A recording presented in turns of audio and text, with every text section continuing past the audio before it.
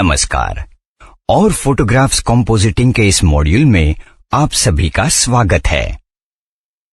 Photo compositing दो या उससे ज्यादा इमेजेस या फोटोज को मिलाकर एक नई इमेज बनाने की कला है और इस कला का इस्तेमाल मुख्य रूप से विज्ञापन और पत्रकारिता के क्षेत्र में किया जाता है। कंपोजिटिंग शुरू करने से पहले मेरे दिमाग में ये स्पष्ट होना चाहिए कि मैं क्या क्रिएट करना चाहता हूं।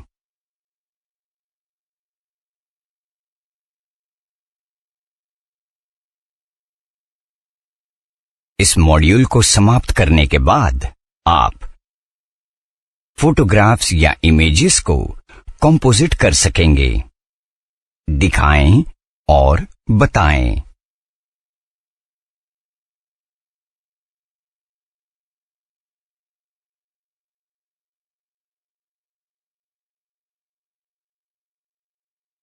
क्या आप जानना चाहेंगे कि मैंने ये किस तरह किया?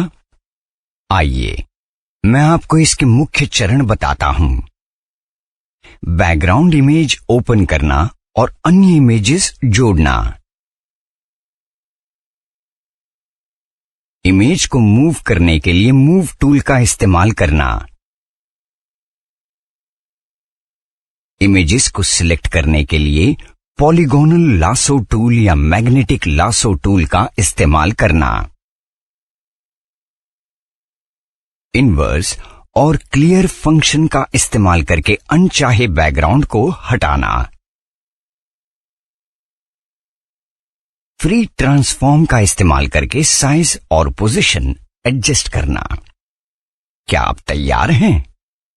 मैं घास के मैदान में शेर से दूर भागते हिरण की फोटोग्राफ बनाना चाहता हूं। सबसे पहले मैं बैकग्राउंड इमेज घास का मैदान ओपन करूंगा।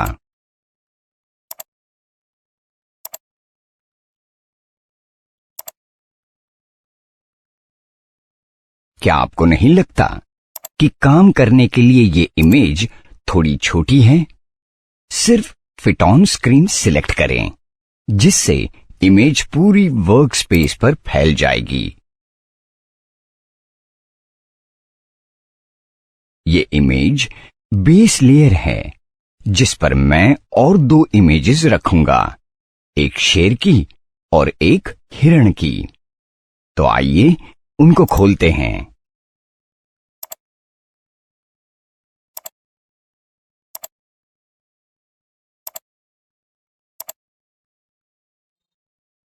कंपोजिट बनाने के लिए मुझे सभी इमेजेस एक ही फाइल में चाहिए होंगी। ऐसा करने के लिए सिलेक्ट पर क्लिक करें और ऑल चुनें।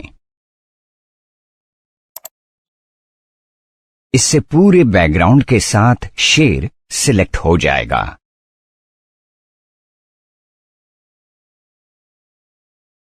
अगला चरण शेर को बैकग्राउंड इमेज पर लाने का होगा।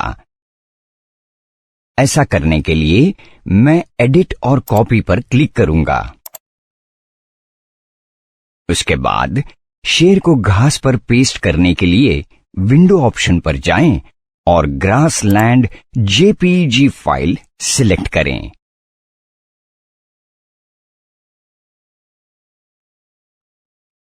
अब मैं शेर की इमेज यहां पेस्ट करने के लिए तैयार हूं।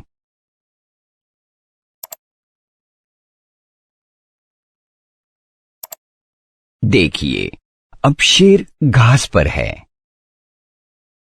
क्या आपको नहीं लगता कि शेर थोड़ी गलत जगह पर है? इसे सही जगह पर रखने के लिए मैं मूव टूल इस्तेमाल करूंगा।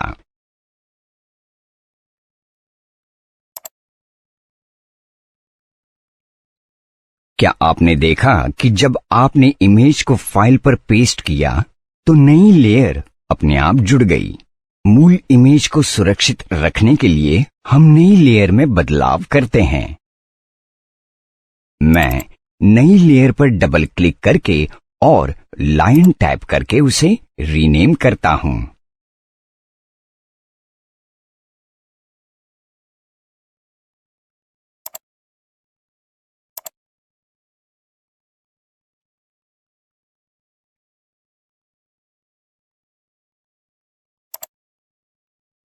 आइए हम सिर्फ शेर को सिलेक्ट करें, पॉलीगोनल लासो टूल इस्तेमाल करें और फेदर सेटिंग्स बदलें।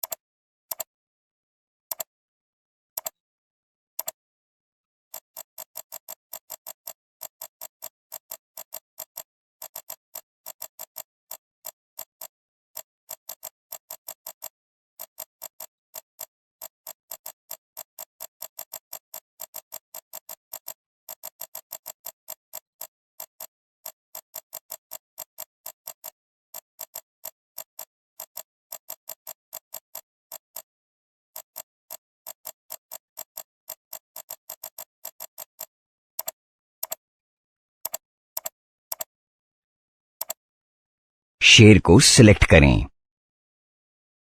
सिलेक्शन पूरा होने के बाद मैं अनचाहा बैकग्राउंड हटा देता हूं। मैं सिलेक्ट पर जाता हूं और इनवर्स चुनता हूं।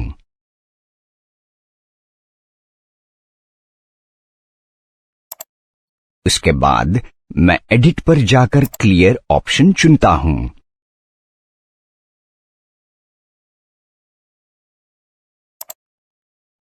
देखिए, शेर के आसपास वाला हिस्सा मिट गया है।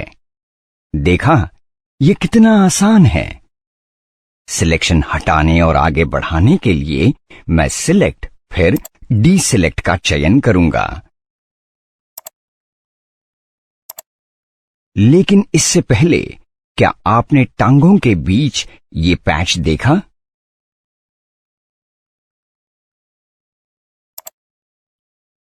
आइए पॉलीगोनल लासो टूल का इस्तेमाल करके इसे हटा दें।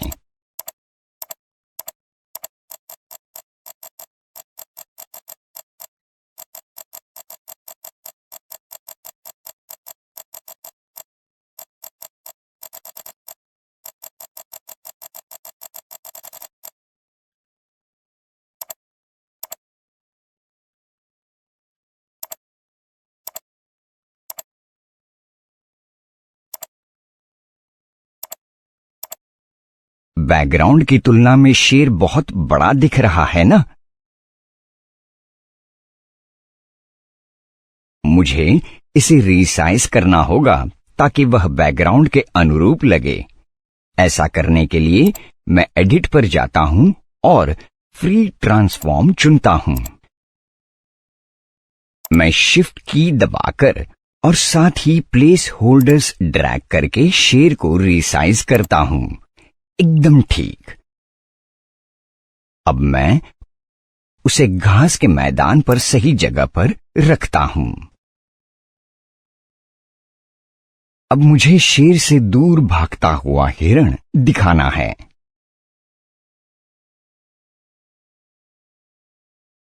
हिरण को घास के मैदान पर लाने के लिए मैं समान प्रक्रिया अपनाऊंगा।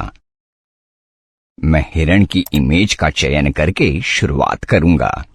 इस बार मैं रेक्टेंगुलर मर्क्वी टूल इस्तेमाल करूंगा।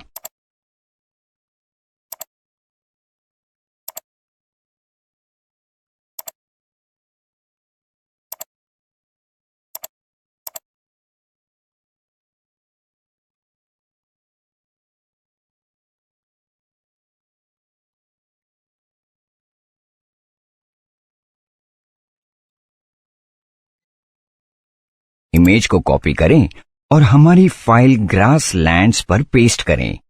उसके बाद मैं अनचाहा बैकग्राउंड हटाऊंगा। पहले मैंने पॉलीगोनल लासो टूल इस्तेमाल किया था। अब मैं सिलेक्ट करने के लिए मैग्नेटिक लासो टूल का इस्तेमाल करूंगा। मैं टूल सिलेक्ट करता हूं, फेदर सेटिंग्स बदलता हूं। आप देख सकते हैं कि जैसे जैसे पॉइंटर मूव करता है मैग्नेटिक लासो टूल अपने आप एंकर पॉइंट्स रखता जा रहा है। ज्यादा मेहनत किए बिना बारीक से बारीक सिलेक्शंस पाने के लिए यह सबसे अच्छा टूल है।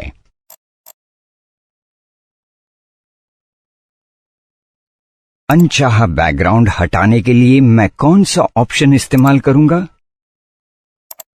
जी हां, सही कहा आपने, इनवर्स सिलेक्शन और एडिट फिर क्लियर।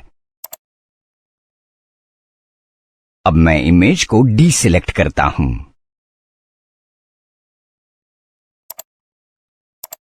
यहां पर हिरण शेर की तरफ भाग रहा है, जबकि मैं दिखाना चाहता हूं कि हिरण शेर से दूर भाग रहा है।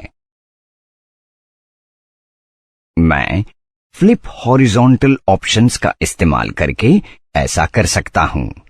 मैं एडिट पर जाऊंगा, ट्रांसफॉर्म सिलेक्ट करूंगा और फ्लिप हॉरिजॉन्टल का चयन करूंगा।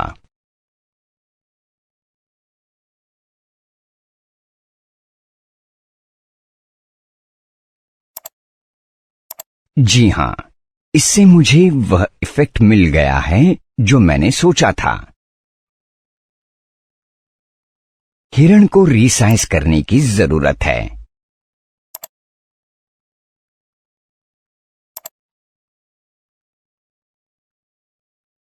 अब शेर और हिरण के रंग देखें।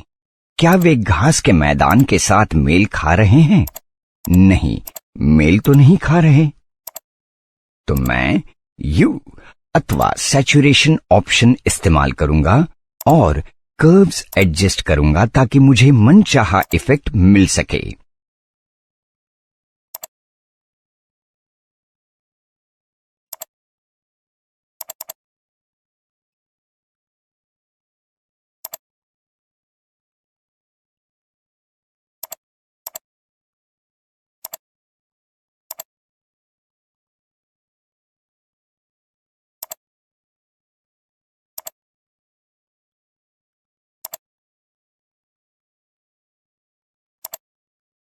ये हो गया, फाइनल कंपोजिट तैयार है।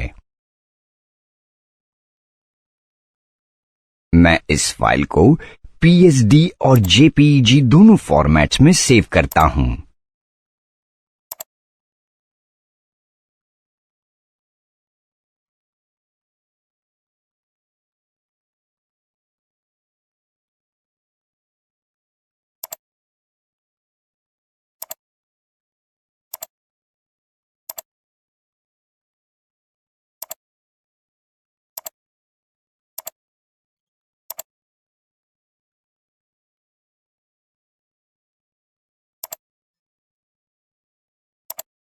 तो देखा आपने, इमेज या फोटोग्राफ्स को कंपोजिट करना कितना आसान है।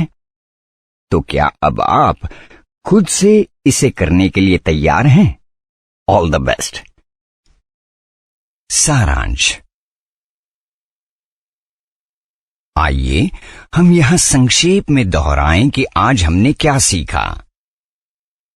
कंपोजिट क्रिएट करने के लिए हमने निम्नलिखित चरण इस्तेमाल किए।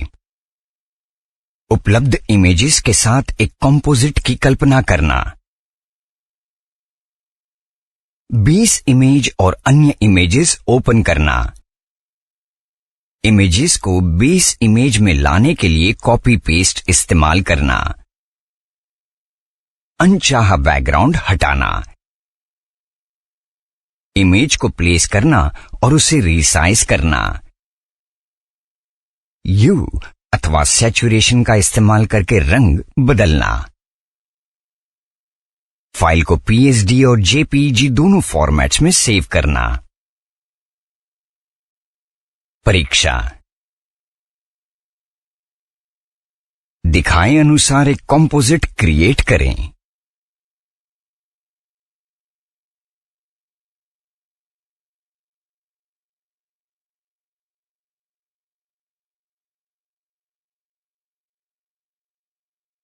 नीचे दी गई इमेजेस का एक कंपोजिट क्रिएट करें।